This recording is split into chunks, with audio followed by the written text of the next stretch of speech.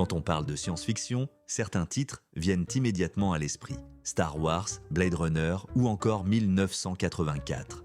Mais parmi ces œuvres, il y a une pierre angulaire, un chef-d'œuvre qui a redéfini les limites de l'imaginaire, Dune de Frank Herbert. Pour ceux qui ne connaissent pas encore cette œuvre, ne vous inquiétez pas. Aujourd'hui, nous allons plonger ensemble dans cet univers fascinant. Qu'est-ce que Dune ? Pourquoi ce livre, publié en 1965, continue-t-il de captiver des millions de lecteurs dans le monde entier ? À travers cette vidéo, nous allons explorer les mystères d'Arrakis, décrypter les thématiques profondes de l'œuvre et comprendre l'impact monumental qu'elle a eu sur la culture populaire. Alors, préparez-vous à embarquer pour un voyage au cœur des sables éternels, là où le destin de l'univers se joue et où chaque grain de sable cache une histoire. Bienvenue sur Arrakis, également connu sous le nom de Dune.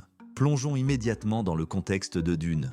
Imaginez un futur où l'humanité a quitté la Terre depuis des milliers d'années pour coloniser les étoiles. Cet univers est contrôlé par un empire galactique divisé en grandes maisons nobles qui se disputent le pouvoir. Mais au cœur de cet empire se trouve une planète bien particulière, Arrakis.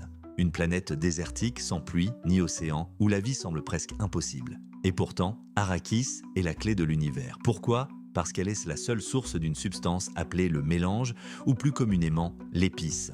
L'épice est bien plus qu'une ressource. Elle prolonge la vie, améliore les capacités mentales et surtout, elle permet aux navigateurs de la guilde spatiale de voir dans le futur, rendant ainsi possible le voyage interstellaire. Sans elle, l'Empire s'effondre. Mais Arrakis n'est pas qu'une simple ressource. C'est une planète vivante, avec ses propres secrets. Les vers de sable géants, véritables titans du désert, sont à la fois la plus grande menace et la clé de l'écosystème de l'épice. Et au milieu de ce décor hostile, vivent les Fremen, un peuple résilient qui a appris à survivre dans des conditions extrêmes, en harmonie avec leur environnement. Mais Dune, ce n'est pas qu'un univers foisonnant, c'est aussi une œuvre profondément réfléchie. Frank Herbert ne s'est pas contenté d'écrire une histoire épique. Il a créé une parabole qui résonne avec notre monde et nos défis modernes.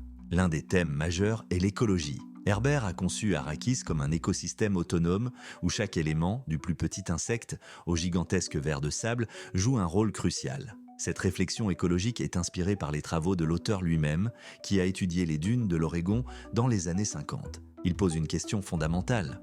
Comment l'humanité peut-elle coexister avec son environnement sans le détruire ? Ensuite, il y a le pouvoir. Le roman explore comment le pouvoir absolu peut corrompre. Paul Atreides, le héros, devient le leader des Fremen. Mais son ascension en tant que messie est-elle réellement une bénédiction ou pave-t-elle la voie à une tyrannie galactique ? Herbert nous met en garde contre les dangers de suivre aveuglément un leader, même s'il semble charismatique et bien intentionné. Enfin, il y a la religion. Dans Dune, la foi est un outil, souvent manipulé par ceux qui cherchent à contrôler les masses. Les Bene Gesserit, une mystérieuse sororité, ont semé des prophéties sur Arrakis pour servir leurs propres desseins. Ce thème soulève des questions sur la manipulation des croyances et sur la manière dont elles façonnent les sociétés.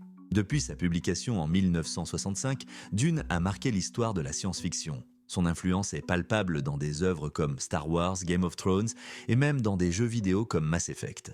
Mais Dune a aussi laissé une empreinte durable grâce à ses adaptations. Le film de David Lynch, bien qu'imparfait, a donné une première vision cinématographique de cet univers. La mini-série de 2000 a exploré plus en profondeur les intrigues politiques du roman. Et enfin, la version de Denis Villeneuve, avec ses visuels époustouflants, a ramené Dune sur le devant de la scène en 2021. L'héritage de Dune dépasse le simple cadre de la fiction. C'est un rappel que la science-fiction peut être bien plus qu'un divertissement.